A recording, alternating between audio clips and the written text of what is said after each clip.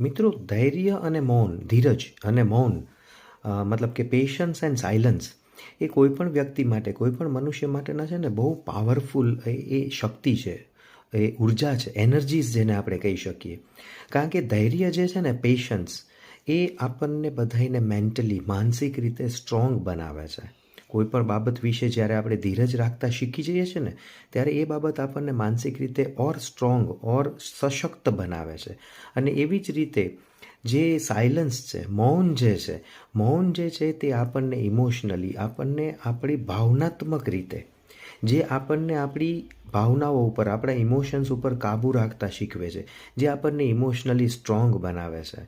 તો આ બંને એવા વેપન્સ છે, એવા પાવર્સ છે જ આપણી પાસે, કે જેનો આપણે બહુ સમજી વિચારીને ઉપયોગ કરવો જોઈએ, જે આપણી એક હિડન એનર્જીસ છે. પેશન્સ એન્ડ સાયલન્સ, ધૈર્ય અને મૌન.